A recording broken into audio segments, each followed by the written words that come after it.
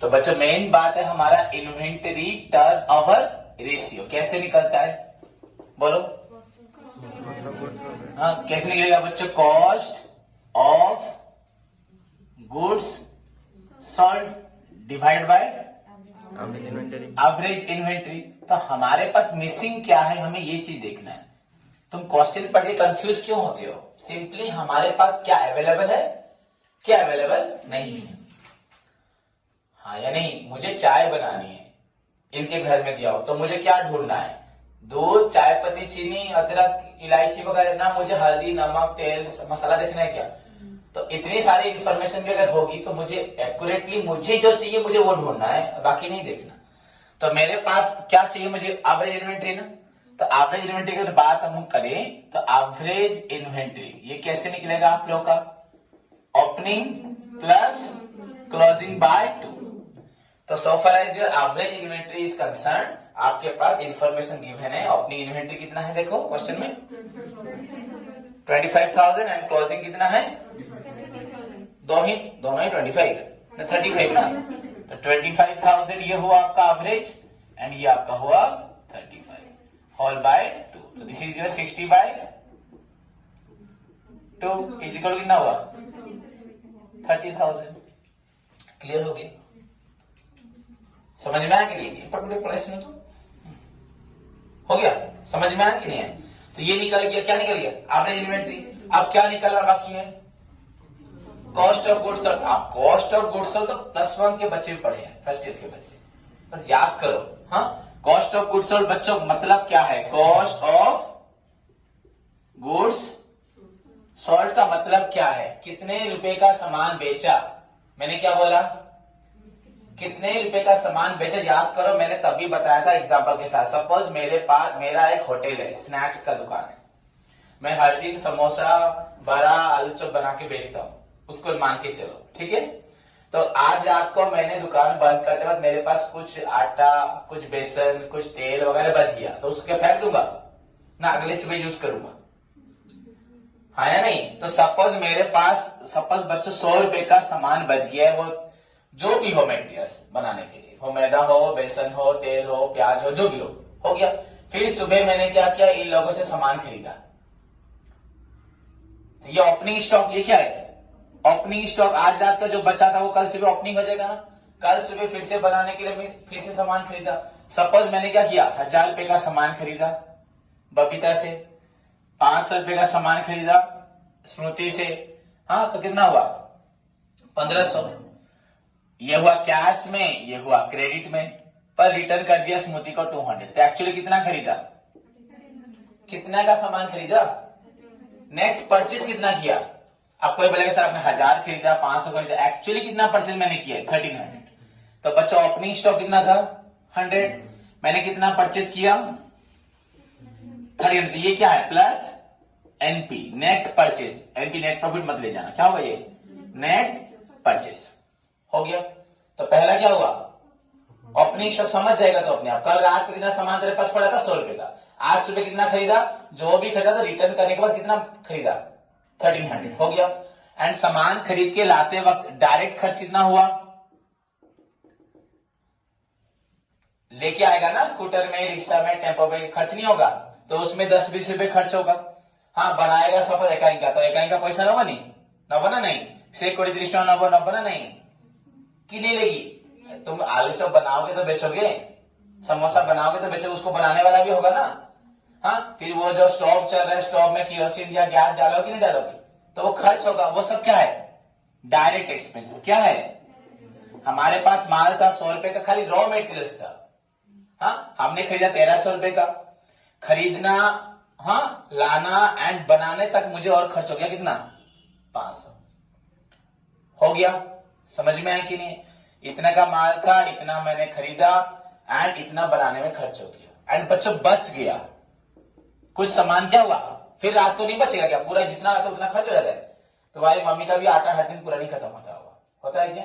कुछ कुछ बच जाता है। तो बच्चों सपोज 200 रुपए का सामान बच गया। तो आज बच्चों थर्सडे है, 14 जनवरी।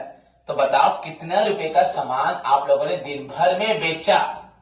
इसे मालूम पड़ेगा ना इतना बच गया है, मतलब इतना था, इतना खरीदा और इतना पैसा दिया इन लोगों को बनाने के लिए, लाने के लिए। तो 13,500 हुआ, 18, 19, तो टोटल 1900 का सामान हमारे पास खर्च, हमारा पैसा कितना खर्च हुआ 1900, और कितना सामान बच गया।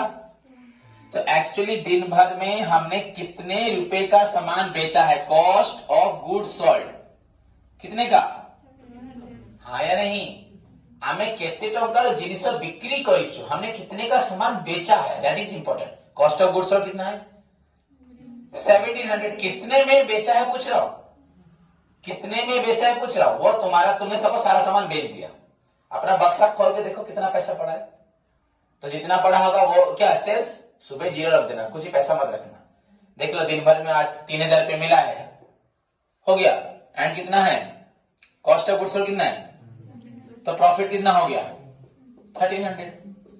समझ में आया कि नहीं। अब ये भी निकालने वाली बात है, नेट सेल्स है नहीं। सपोज 3000 रुपए का सामान मैंने बेचा है, किसको, एक बच्चे को बेचा, नाजनी को बेचा है, हाँ, और 500 रुपए का सामान किसको बेचा है, मनीषा को। मनीषा ने उधार में लिया, नाजनी ने कैश में लिया, तो कितना बेचा 3500,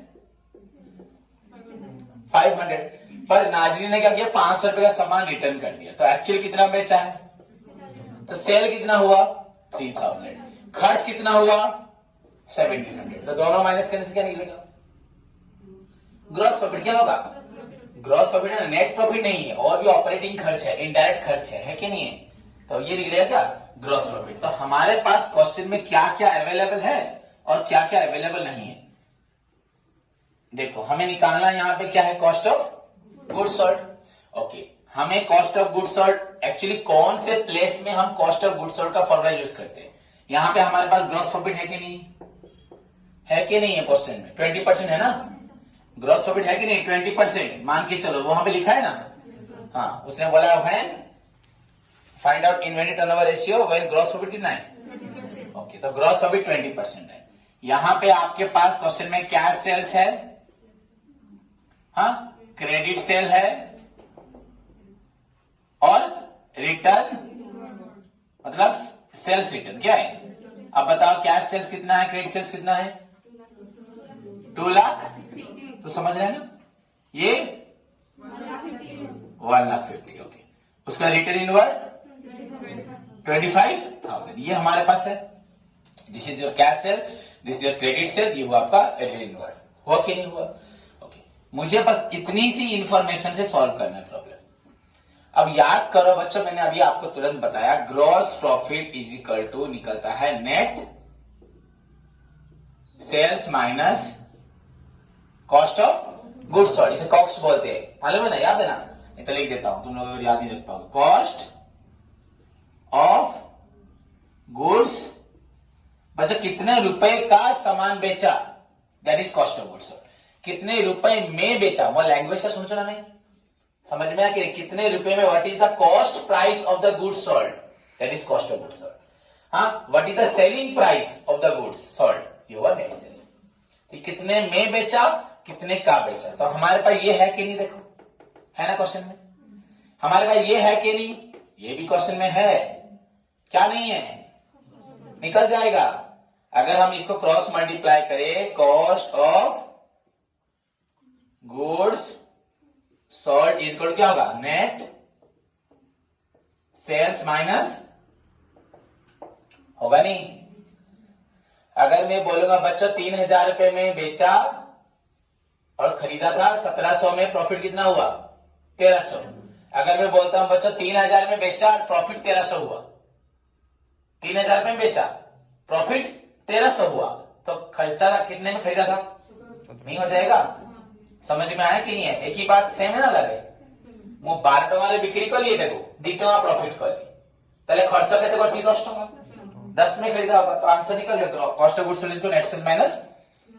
अब क्या निकालना है तुमको, नेट सेल निकालना है, तो रफ में निकालो नेट सेल्स कितना है, नेट सेल्स कैसे निकलेगा, cash plus credit minus return, मतलब 2,50,000 प्लस 1,50,000 ना, देन उसके बाद बच्चों माइनस रिटर्न कितना है, तो ये this is your 3 lakh 4 lakh, मतलब 3,75,000, ये क्या निकला तुम्हारा नेट सेल्स निकला।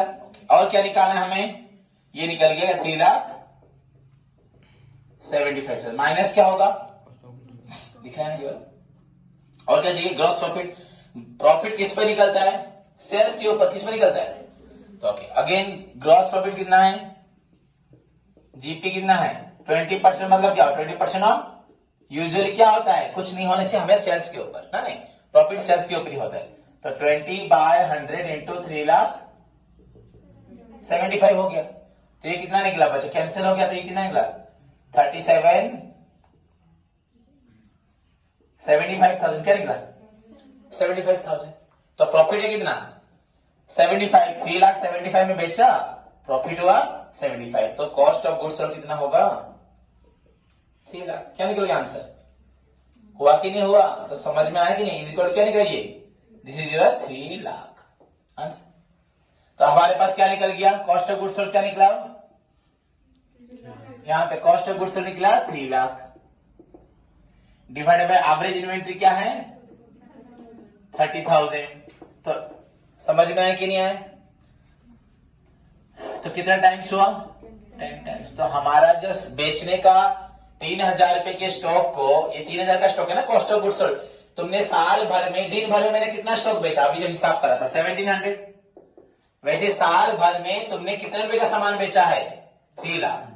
तुम बोलोगे सर हमने खरीदा था 3,75,000, वो कुछ मायने नहीं, बेचा था 3,75,000, वैसे कुछ नहीं, तुमने कितना रुपए का सामान बेचा है 3 लाख का, 3 लाख का सामान बेचा है, हमेशा तुम्हारे पास कितना रहता है 30,000। बात समझो, तुमने 50 लाख का सामान बेचा है साल भर, पर तुम्हारी दुकान में 50 लाख का सामान है क्या, एक बार में कितना सामान होता है 5 लाख 7 लाख, हाँ, तो तुम्हारे पास एवरेज हमेशा 30,000 होता है, पर बोल रहे हो तुम साल भर में कितना बेचा है 3 लाख, तो तुमने 10 टाइम्स में सामान बेचा है, समझ में। अब उसके बाद क्या निकाला, फाइनल क्या निकाला हमें, एक आंसर हो गया ना, एंड फाइनल निकाला inventory conversion.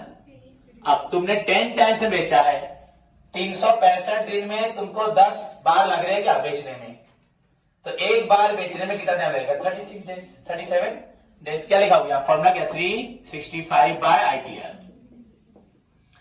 365/10 is equal to वही 36.5, या 36.5 दिन होता है क्या, 37 कौन है 37 डेज औधन होता है ना, समझ में आया, हो गया, उठा लिया।